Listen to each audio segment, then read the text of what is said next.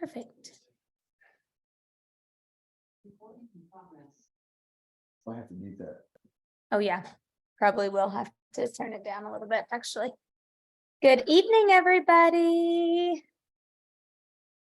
Hello, hello. Hope you all are doing awesome. I know this is a different time than what we normally do. However, I really wanted to be able to do something kind of different this month. And I strongly believe, actually, Abby, can you make me co-host real quick, please? Thank you.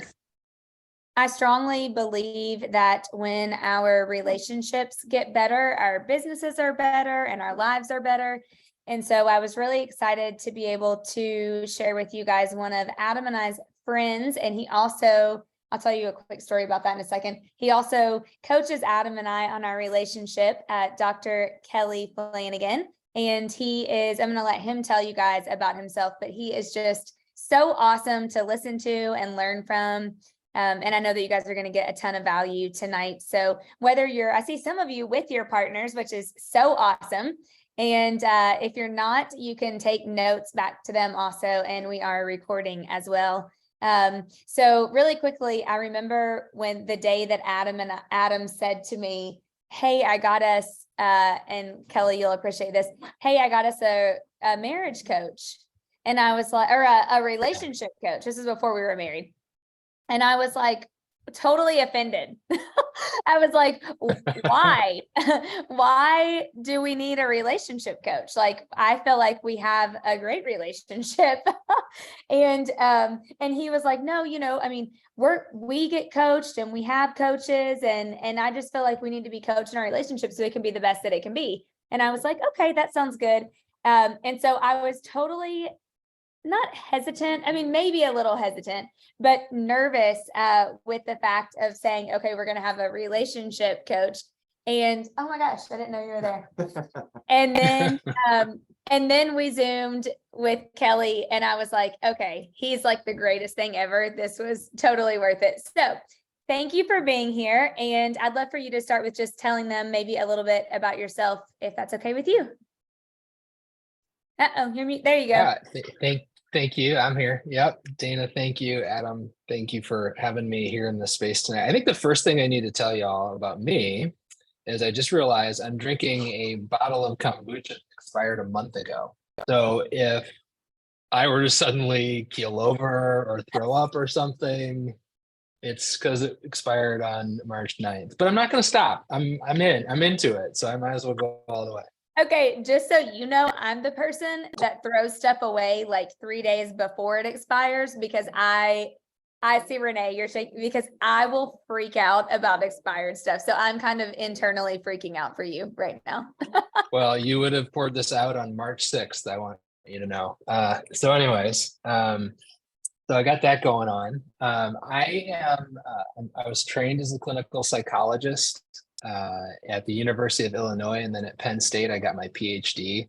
I met my wife at Penn State. Her name is also Kelly, spelled exactly the same way. She also got her PhD. So we are Dr. Kelly and Dr. Kelly. It is exactly as confusing as you think as it sounds to everybody. HR, TSA, everybody is very confused by us.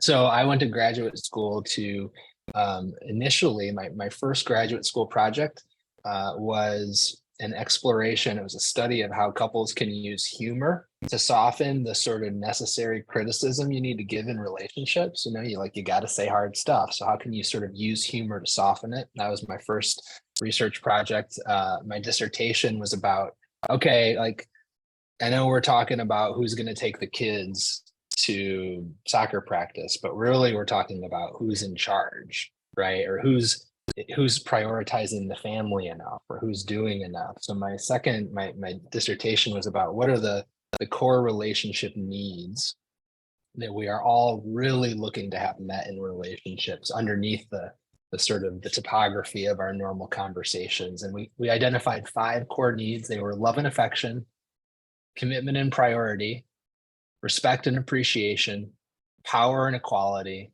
and then autonomy and autonomy and independence. That's right. So those were the 5 core needs we identified that everybody's sort of trying to get met in relationships. Anyways, I went off from graduate school, started practicing, providing couples therapy in an outpatient mental health practice, and discovered relatively quickly that a lot of the standard communication skills that I was taught to couples, taught to teach couples in couples therapy, they weren't super effective. They sort of get a little bit of the results I was looking for with couples. Started to dawn on me like, wait a second, like these couples are great communicators outside of their marriage. Like they're fantastic realtors. They sell houses well. They work well as a team. They're doctors and attorneys. They run households full of 5, 6 kids. I mean, they're great communicators. It's when they come back together that their communication really breaks down and what's going on there. And that sort of set me on a journey of exploring what is this thing that gets in the way of our communication as a couple. And ultimately identified that thing is something that we call the ego. And it's this defensive mechanism that we built up usually from early in childhood when we started to get hurt, as a way to prevent ourselves more hurt. But in the long run, it actually ends up creating more suffering than it prevents. And so a lot of the work I do with couples is just sort of learning to notice their ego and their defenses and helping them set that aside so they can truly connect. And so I think that sort of catches me up to where I'm at today, provide coaching to couples and entrepreneurs, and a lot of it focuses on that. But I was asked by an entrepreneurial group that Adam is a member of at the beginning of the year to lead a coaching call for their couples. And I was sort of given free rein to lead with whatever I wanted. And the first thing I thought of was what's my family's mission statement for the year, right? What are my wife and I focused on with our kids for the year in terms of improving our relationships in the family? And here's our mission statement for the year: to cultivate our capacity to hold space for each other, no matter what the other person is bringing to us. To cultivate our capacity to hold space for each other, no matter what the other person is bringing to us. And when you start to get into that mission and that task, what you realize is that as human beings, we are usually tapping into one of 2 kinds of energy within us. And one of those energies is really good at holding space. And the other energy is just always wanting to change things all the time. And they're not a better or a worse energy. We need to want to change things. Like we need to want to dive in and fix things and improve things and transform things. I mean, that's a big part of what I do as a coach. But there are certain moments in our relationships and in our lives where we need to be able to have that capacity just to hold space, right? To be present to.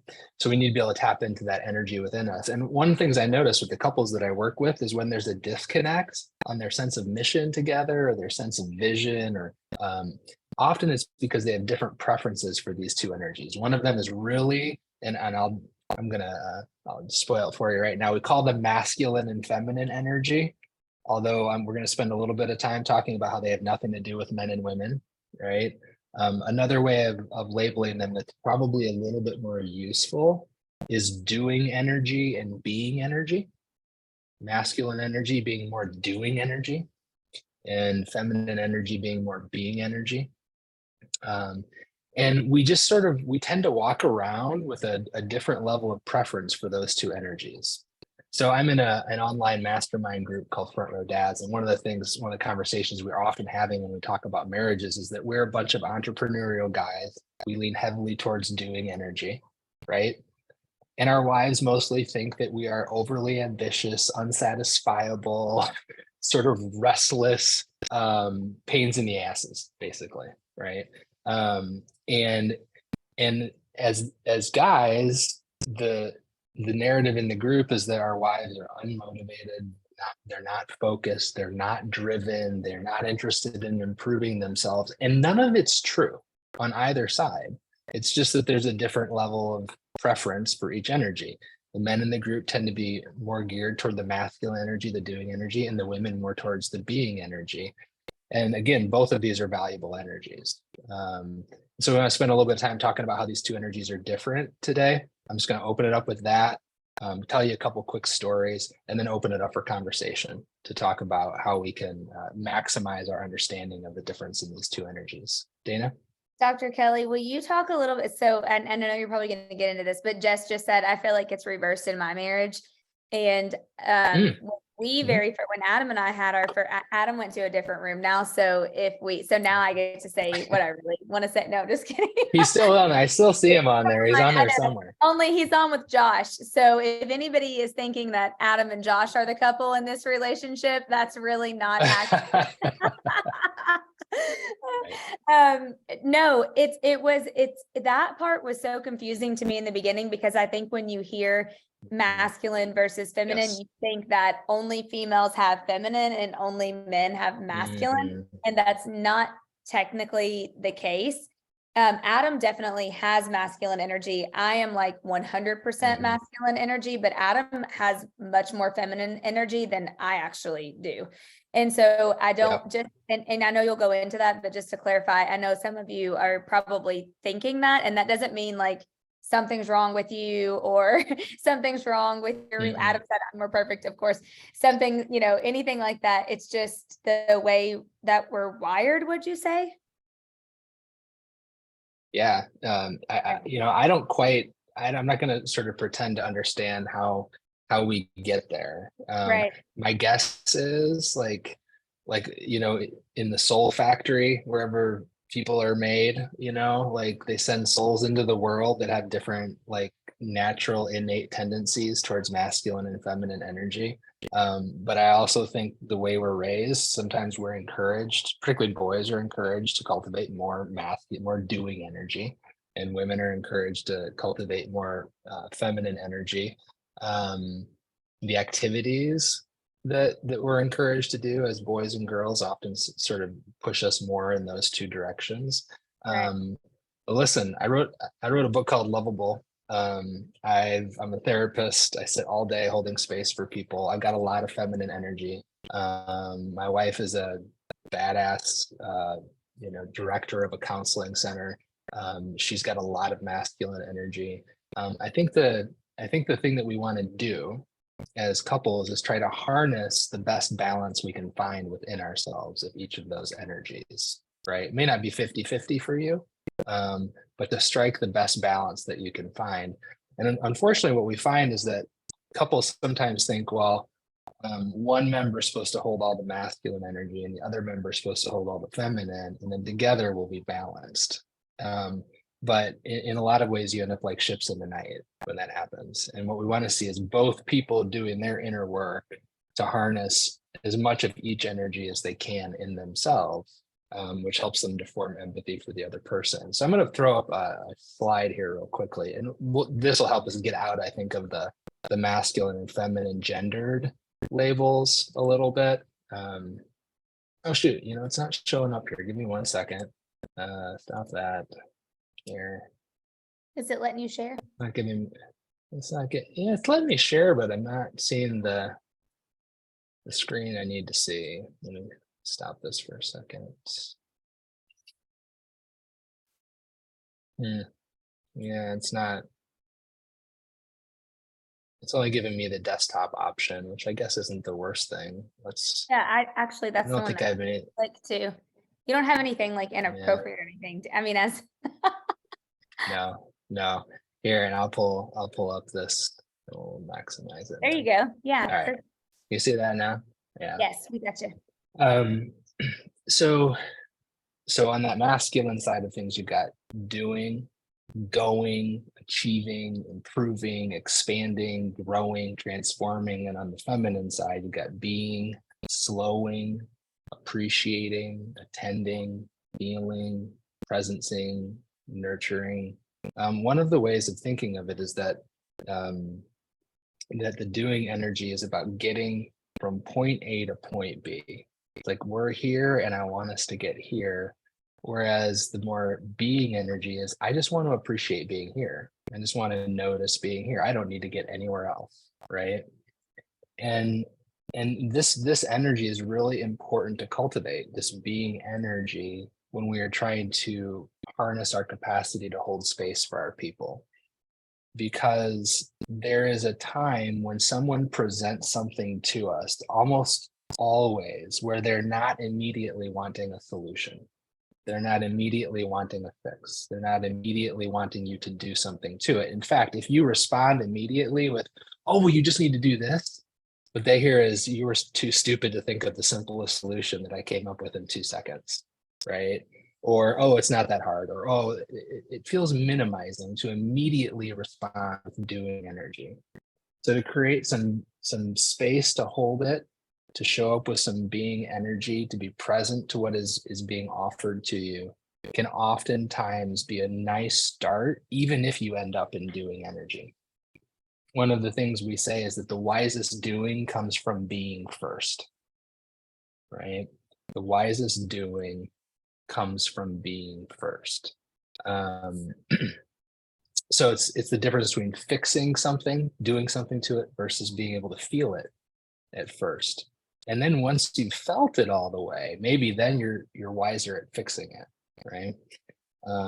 It's okay, instead of solving it, I'm just going to notice it, right? And as I've spent some time noticing it now I'm probably going to be better at solving it. So I wanted to share with you that this mission for our family, the idea of, holding space for our people, it really crystallized for us in December. I'll tell you a quick story here. My 15-year-old son was at basketball practice, and I'm supposed to pick him up at 5 o'clock, and I'm always running a couple minutes late. He always gives me a hard time for it. And so I'm going to pick him up for basketball practice. I'm going to be a couple minutes late, and he texts me and he says, Dad, it's raining and it's cold outside, and I'm outside crying in the rain. You need to hurry up.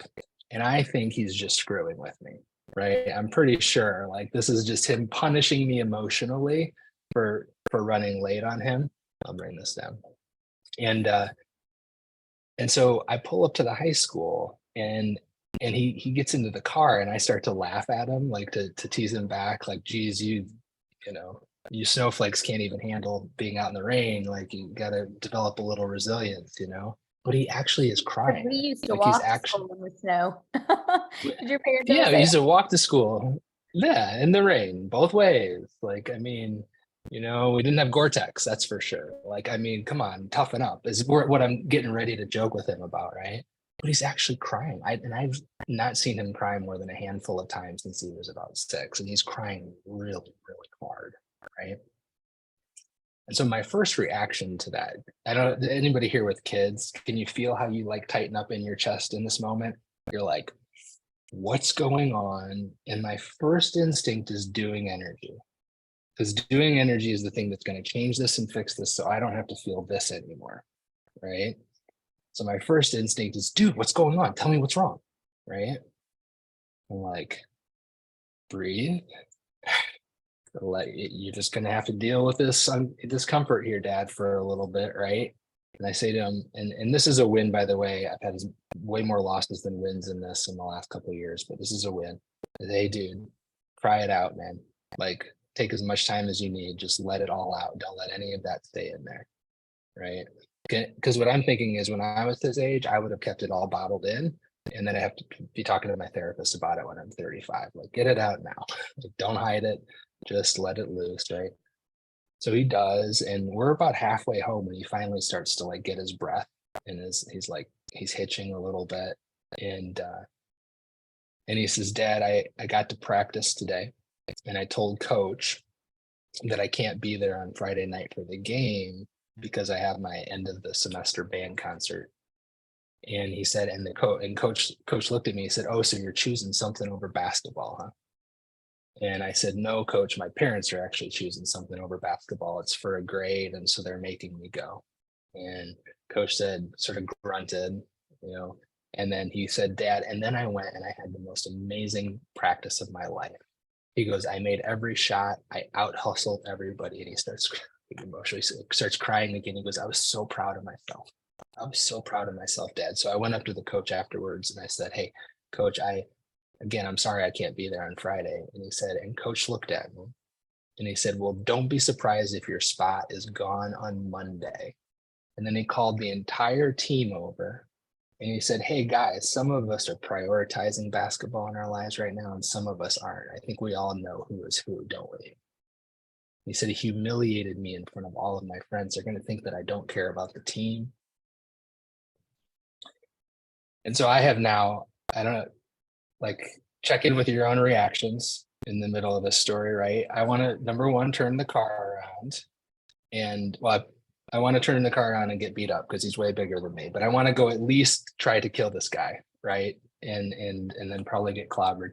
I also notice, like in my head, I have this reaction of like, well, I guess we just got to send him to the game, right? We just got to send him to the game. And then I'm like, wait, no, like I can't let the coach get away with shaming me through him into sending him to a basketball game. That would reinforce this guy's tactics. And I'm like jumping out of my skin. Like I want to take my son's pain away so badly, right? And so what I said to him was, hey, dude, you know what happened here, don't you? Like before practice, he was disappointed you weren't going to be at the game. And then he saw the way you played and he's trying to humiliate you into coming to the game because he wants you there. He wants to win. That's what's happening. He probably doesn't know he's doing this to you, but that's what he's doing. So we can't really play that game. We're going to have to figure something else out. So he starts crying again, get home, goes to his room. I text my wife and I say, hey, if you can come home early, I'm jumping out of my skin and I need to talk about something. And she, to her credit, she's like, on my way, comes home. She walks in the door. I tell her what happened. And she's like, oh, hell no. Man. She got a lot of masculine energy. She's like, oh, hell no. She's like calling up the principal of the high school. You know, she is going to march on the school board. I mean, she's going to get this guy fired, right? And this is my wife. It's one of the reasons I love her. She will go to bat for her people. And I'm like, well, maybe that wouldn't end up the best. So can we, and so in her credit, she sort of settled down. She was able to hold space for herself and her emotions. And she asked me a great question. She goes, what do you need to do to clear this from your mind tonight? And I said, I got to write the coach a letter. I got to write him a letter and express my feelings. He's like, do it. That's what you do. You write letters. That's how you wound up on the Today Show. Write a letter to the coach too. So I write a letter to him, and the letter is specifically not about the coach, but about who our son is. Right? I said, my son would die for his teammates, and he is heartbroken to think that his image in the team's eyes would be tarnished by the fact that we're making him go to the band concert. I hope there's a way to make this right. And I just sort of left it at that. He invited my son out of his room, said, hey, I wrote a letter to your coach. I'd like to send it. What do you think? He said no. I said, okay. Again, hold space for his resistance. All right. And ultimately, he came back about an hour later. He said, I want to read the email. What'd you write? And he reads it and he's like, all right, you could send it. You could send it, right? And then there's this beautiful moment right after that where I go, he's on his phone. And I said, dude, you know what? You could text your teammates and let them know, you know, like remind them who you are. And he goes, that's what I'm doing right now. I'm Snapchatting them, right? But like to get to the point where we could send a decently functional email, to get to the point of doing something wise, it took like 2.5 hours of gut wrenching, holding space for him and for ourselves, and just being present to the emotions and just trying to sort through what we were going to do with all of that, right? And I just share that because I haven't told this story anywhere. So it was exhausting, right? We go to bed early. It's like 9:30. We go to bed early.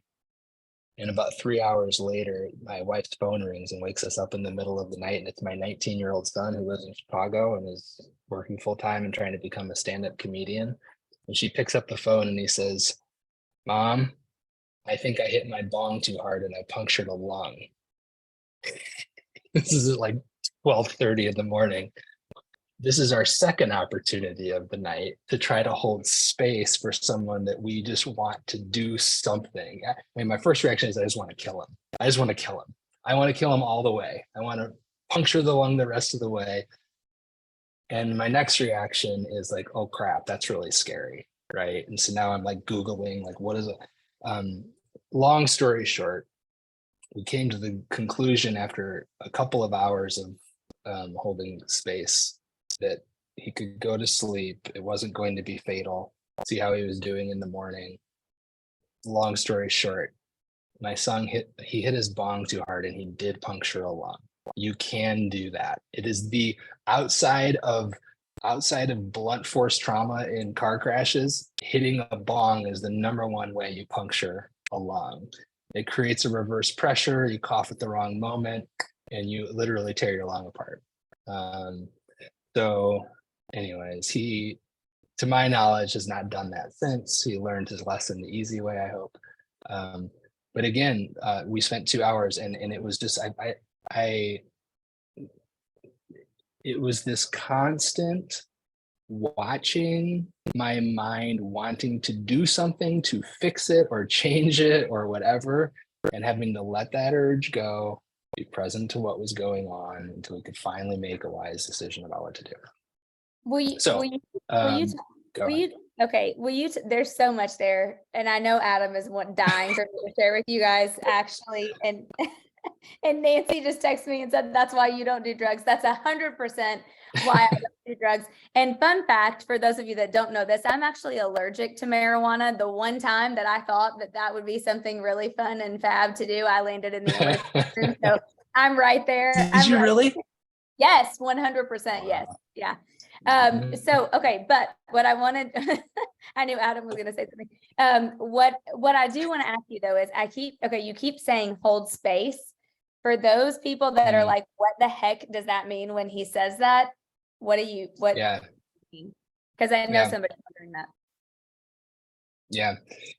So it's a great question. To hold space means to be present to without trying to change in any way what is being presented to you. To simply be present to it without trying to change it. And your goal is the opposite of trying to fix, change, or do something to it. It's to be fully present. I was doing this fantastic mountain meditation on an app called Insight Timer, and it started out with a body scan. And a body scan typically goes, scan your body for the area of most discomfort in your body. And when you find it, what typically happens in a body scan is they say, breathe into it and release the tension, right? Well, this particular meditation, he says, find the place in your body where you feel the most tension. You got it? Okay, great. Now don't do anything to it. We are so often in the habit of trying to change the things that we find. Don't try to change it at all, right? So holding space in both of those situations that night meant don't do anything to change it. Don't try to take his sadness away. Don't try to get his sadness to stop. Don't tell yourself that you're wrong for letting a high school coach shame you as a parent into almost sending your kid to the game. No critique, no judgment, just being present to without trying to change it at all. I think that's what we mean when we say hold space. And what we notice is that holding space for the other person, first and foremost, starts with being able to hold space for us. Basically, actually, if there's one thing you walk away from tonight with, it's this idea. You are never actually directly responding to another person. You are responding to the feeling that comes up in you when that person says or does something or shows up in a certain way, and you're trying to manage that feeling. You're trying to make that feeling change, get better, be different. And so our response, we usually skip over the work of working through our own response and managing that. And what we do is we try to say, you do this, so I quit feeling this, or you stop doing that, so I feel differently. And holding space means I don't have to change what you're doing right now because I'm taking responsibility for the emotion that's bringing up, and I'm learning how to stay with it rather than having to change it or fix it. If that makes any sense. I love that. So does that go with one of the things that you've worked with Adam and I on is recognizing when our hearts get closed to the other person. That's right. Okay, That's so right. is that kind of go in with that, or will you talk a little bit about that? Yeah, absolutely. Yeah. So what Dana's getting at is that um, when you can feel yourself deciding you don't want to hold space for a situation anymore, when you feel your heart, what we call your heart closing, and usually this is manifested in some sort of tension in you, in your body, somewhere between your gut and your temples. Most people say like a pit in their stomach or a knot in their stomach, a lot of like tightness, chest pressure, sometimes clenching in the jaw or a sense of a fullness behind your eyes or your temples. But I can see this happening on Zoom with a couple, right? Someone says something and you can just feel the other person tighten up against it. And if you've been in a relationship, you know what I'm talking about, just that feeling where you go, and what we know is that that's you going, I don't like how I'm starting to feel in this interaction. And so I'm starting to protect myself. My heart is closing to you. I'm disconnecting. I'm starting to marshal my defenses. That ego is kicking in to protect me. And at that point, you're no longer holding space for your partner. At that point, you can use that data, you can use that closing of your heart moment to go, oh, I need to hold space for myself right now. There's a lot going on inside of me. Something just felt unpleasant enough about this interaction that I decided I needed to defend myself. I needed to protect myself. I started to close up, right? So, okay, first of all, let's hold space for all of my protections that are kicking in, right? Yeah, well, you did this, or well, you're worse at that than me, or I mean, all the defenses, right, that are starting to kick in. How do we hold space to watch all of the things we want to retaliate with or defend with? And then even more so, what's the painful thing that we just started to protect? How can we hold space for that? If your heart closes, you're essentially saying, I don't want to go through what's about to happen here. I don't want to go through the pain of it. So how can I hold space for that pain that I'm trying to prevent? Now you want to go to another level of holding space. You ask yourself, where else have I felt that pain in my story? And you can really powerfully ask it, where did I feel that pain in my story before I even met this person who's triggering it now? Right? Oh man, the way you're reacting to me makes me feel so lonely. And I just want to like clobber you for all the ways you're failing as a spouse and making me feel like I'm seen and I'm understood. Right. Okay. So I got to hold space for all the ways I want to clobber you for that. Now I got to hold space for the feeling of loneliness itself. What if I held space for when was the first time I felt lonely like this? How does my loneliness not start with this person in front of me, even though everything in my head is telling me it's their fault? Okay. What's the thread of loneliness through my story? And at the end of all of that, you actually, if you could hold enough space for all of that, we talk about wise doing, right? Wisely doing something with that. At the end of all of that, you might even be able to say, um, I just, I, I just got so angry at you, and I wanted to punish you for what I was feeling. I was feeling this loneliness. I'm realizing though that you didn't cause this feeling of loneliness in me. I remember a time just like this when this happened. Can I tell you about that? And then all of a sudden, you're not blaming the person. It's no longer a competition between the two of you about who's right and who's wrong. It's actually a source of connection this moment. You're getting to learn more about my story and my history. And you're getting, I mean, really a window that provides you empathy into, oh my gosh, when I do that to you, no wonder that triggers loneliness in you. That happened to you back then? I don't want to contribute to that experience in your story. I'll try to do that less. Right. Can I give So it's a, not that we just hold space. It's that, yeah, go for it. oh, I'm sorry. No, I didn't mean to interrupt you. Sorry. I'm having a little lag. Jump in. Jump I was just in. gonna say a real example of this was, I was married before, Adam was married before.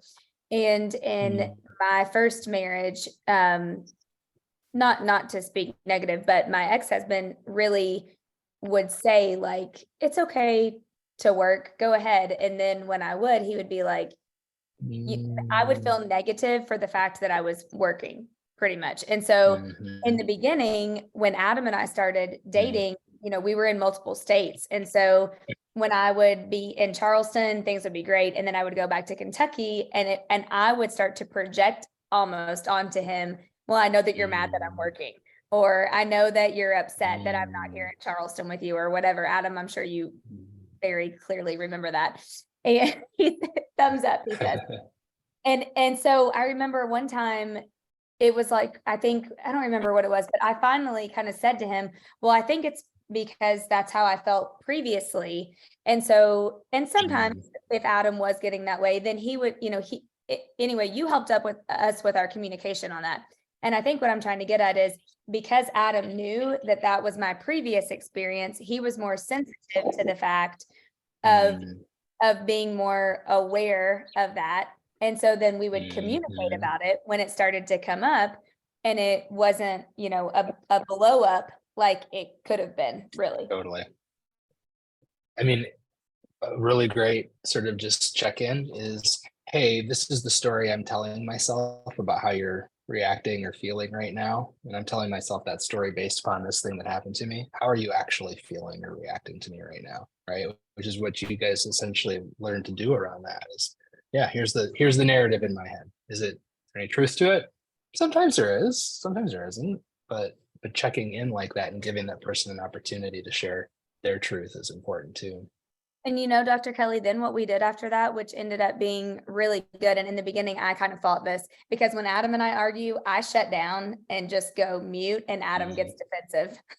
And so it's like, and then Adam wants to talk, solve the problem. And I'm like a literal mute.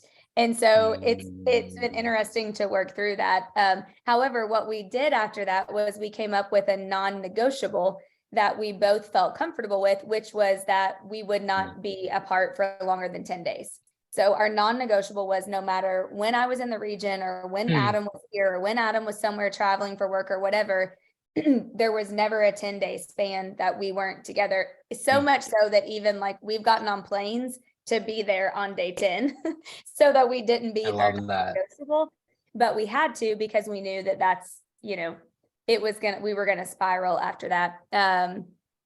Oh yeah, right. He said something. Okay. Honey, Renee just draw jocked at you. We did get a great question really fast. Emily asked, how do you coach someone who's not used to sharing their feelings? So if they, aren't typically used to communicating like that, what would you say? Yeah, it's a great question. So one thing I'll tell you is that it's really not uncommon at all to have at least one member of a couple who is just, and oftentimes the story that they're telling is, I'm not a big feeler. I just don't have lots of feelings, right? It is almost always the case that the person who says that they don't have many feelings is one of the most big-hearted, sensitive, tender people you've ever met.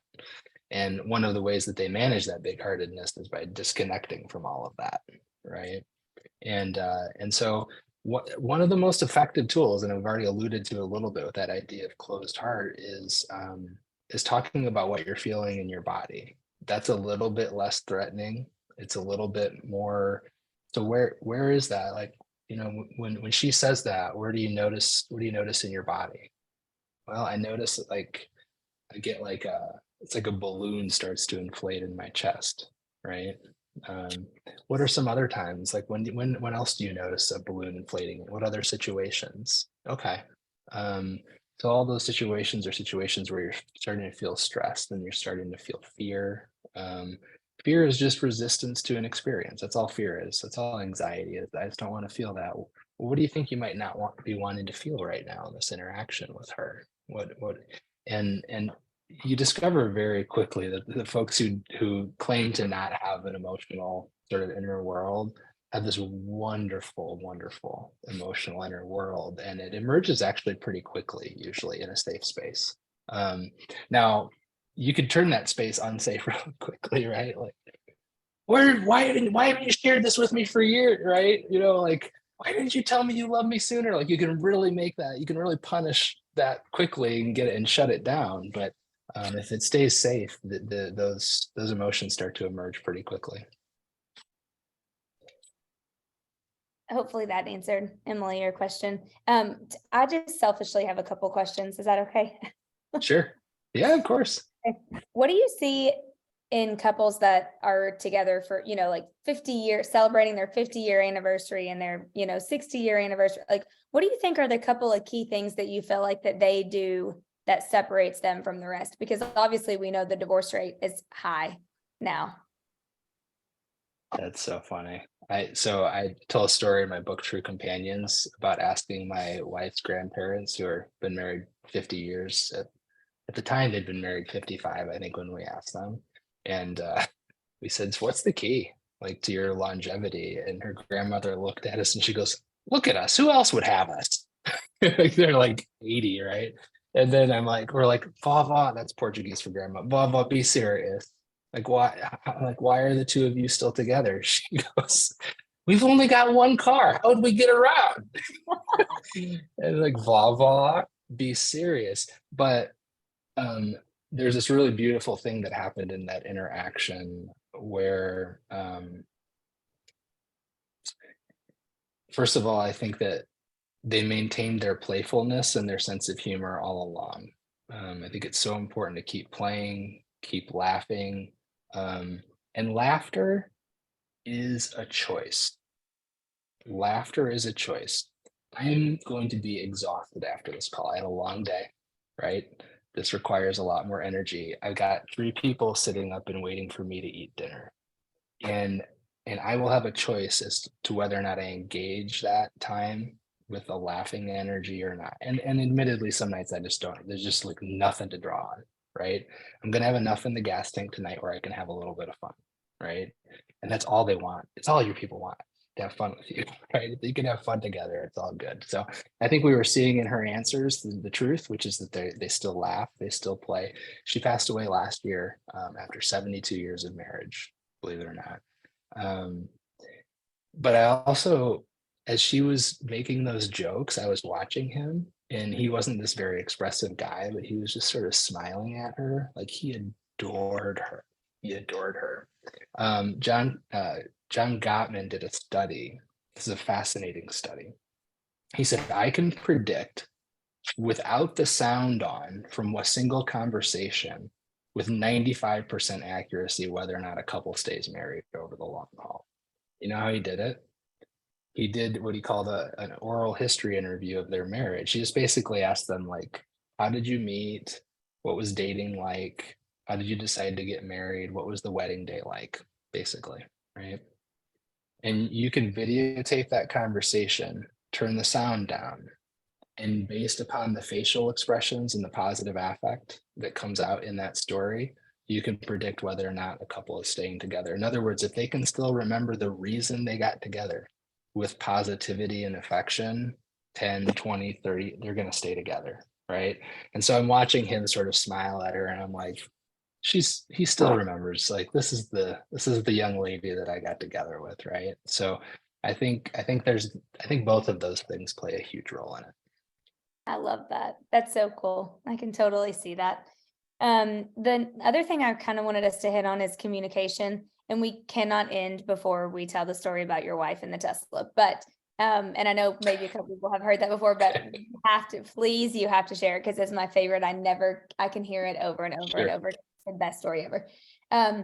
But what advice would you give to people who truly want to better their communication? Like maybe they're not great communicators, or one is and one isn't, or they get busy in the day-to-day life of all the crap that goes on and they just don't communicate a lot. Yeah. Boy, we could sit and talk all night about communication. You just pointed out 2 really good, important parts of it though. Number 1, good communication is not going to happen when you're trying to get the kids out the door to soccer and to band concert. And good communication needs to happen in a space where you can marshal your resources. Like good communication requires concentration and attention and effort, right? So it's just not going to happen on the fly. So like when I say I'm working with a couple weekly for a while and say we're meeting every Tuesday afternoon at 2:00. And then at some point, things go well enough that they go, we don't need to be seeing you every week. And I agree with them. And we say, well, let's meet every other week for a while. But the first thing I say is on the off weeks, you're still getting together on Tuesdays at 2 o'clock. You still need that hour set aside dedicated for communication every week. So I think that is number one. Identify a time every week where you can get together for communication. Ideally, get together to have a little bit of fun and then your communication time, right? So you can remember all the fun stuff and then get into the communication.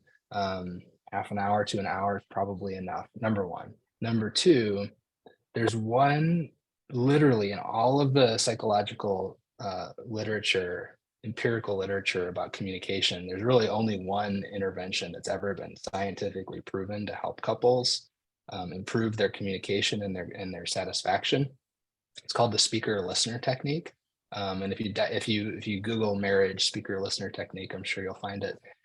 Basically, the idea is that you're being very clear that there's one speaker and one listener at all times in communication.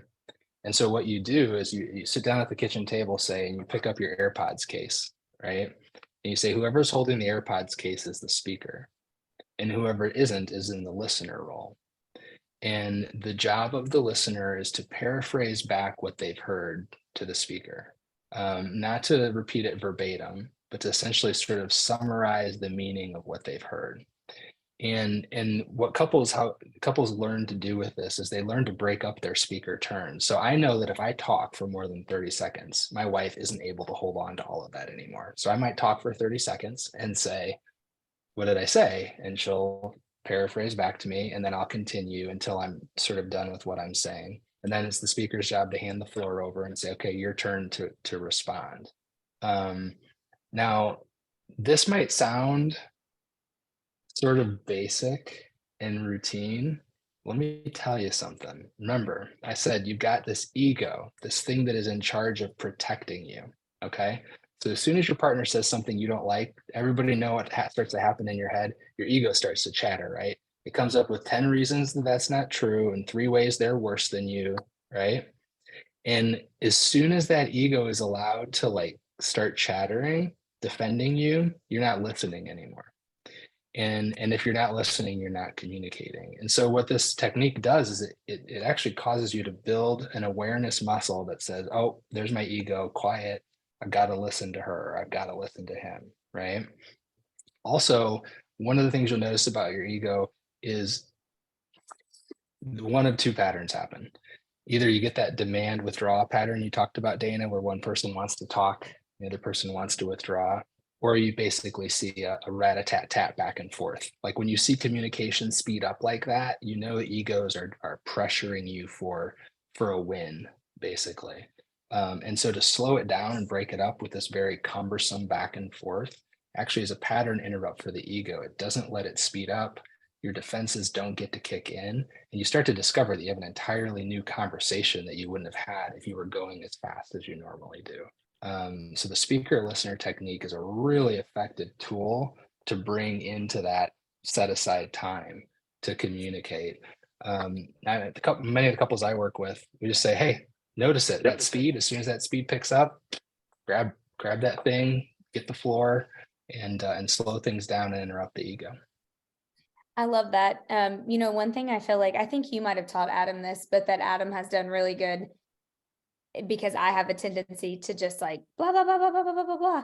And then Adam will say, do you want me to fix it or feel it? And I'm like, I don't know.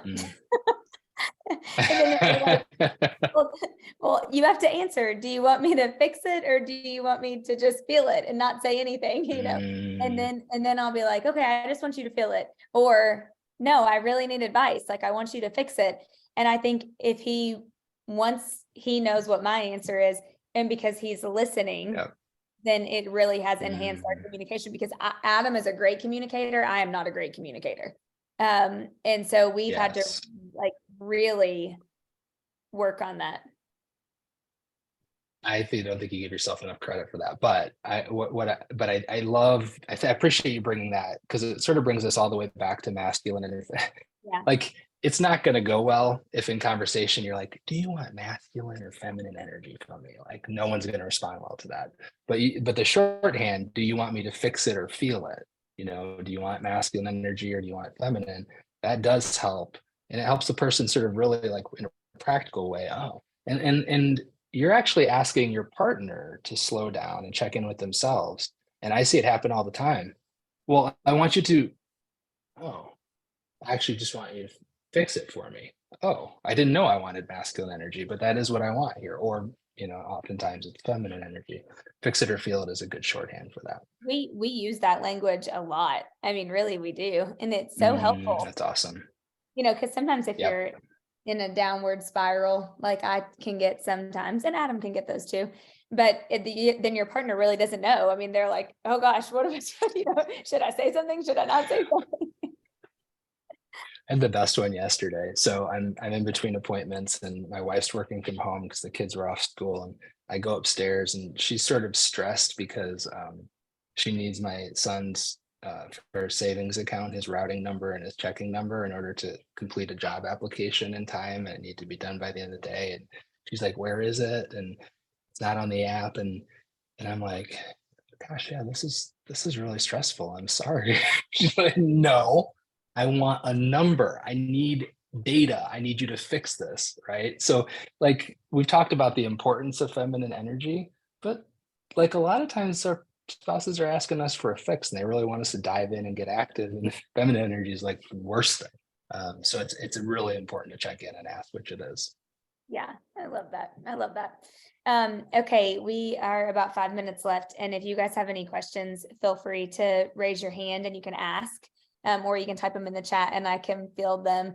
Um, I I kind of thought sometimes if you are a doctor in this, that you are perfect. So I held Dr. Kelly to a really high standard. And then I heard this story about he and his wife, and it's the best story ever. So I really want him to share it with you guys because it's just, I tell it, Kelly, like all the time to people, but not as good as what you can tell it. And it's just so good. So we can, if you don't care to share it, and then if anybody has any questions, we'll answer those too. She is going to be thrilled to hear that I get to tell the story again. I just know she's going to love that. I do have her permission, by the way. Okay. Almost exactly a year ago, for the first time in our family's history, it turned out we wound up with two plug-in electrical cars, but only one charger in the garage. Which was an unforeseen source of marital conflict that neither one of us had anticipated. And we sort of avoided it effectively for about a month. And then there was this day. So I knew I was taking a long distance trip the next day and I needed the long distance car. And so I plugged it in and put it on a schedule at like noon the day before because I didn't want to forget it at night. So I checked it off my to-do list, plugged in, good. I don't have to think about charging the car, right?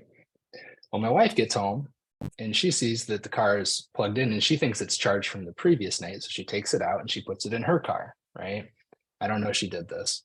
Next morning, I'm in a rush. I'm already stressed. I'm already not holding space for my own emotions very well. It's an overnight trip, so I'm throwing, luggage and stuff in the car. And I get into the car, no charge. Can't take the car. So now I'm like, I've got to hurry. I've got to transition everything over to her car. I've got to try not to forget like cash and IDs and iPasses, and I got to get it all. And I'm going to be even more late for my appointments. And I'm frustrated and I'm angry. And if I were to hold space for myself in that moment, like at the bottom of all of that is that deep, deep feeling that I'm in it all by myself and no one's really taking care of me. And I've got to take care of everything all by myself and I'm super alone, right? But I don't hold space for any of that. I just get frustrated and I decide that she's ruined my day, right? It's her fault. She's ruined my day. So I throw everything over in her car. Her car's a hybrid, so it's got gas too. So I can take that long distance. So I unplug her car, get in, and I'm just speeding out of our driveway. And we live on a street where there's no other houses, and so she's coming running around the corner. She's gone out for her morning run. She's been with a friend. She's sort of, you can see her. She's sort of happy. We'd had a lovely morning prior to her meeting. Like we had had just a lovely chat. It had been a delightful So here she is, and you can see her. She's sort of like, I wonder why he's taking my car, and that's weird. So I start to slow down and roll down the window, and you can tell she thinks that she's going to lean on the window. We're going to have a little chat. And I scream at her through the half open window, "You took the charger out of my car and you put it into yours." And I roll up the window and I speed past her. And I look in the rear view mirror, and she's standing in the middle of our street going, "Fuck you!" Just screaming it at the top of her lungs. And my first reaction was exactly what you're experiencing right now, which is I started to laugh because that is my wife. I've called her since the day I met her. I've called her my spark plug because she fires up so fast.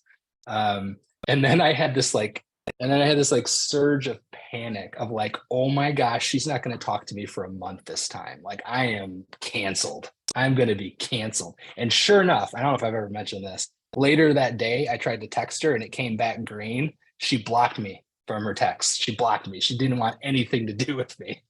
And I think I got my text turned back on like within about 24 hours, thankfully. But so that was a great example of neither one of us holding space for our own emotions or the other person very well. So yes, we pros are human beings along with everybody else. Gosh, isn't that the best? It's the best story. I love it. It made Adam and I the first time we heard that, we were like, we feel so much better about ourselves at this point.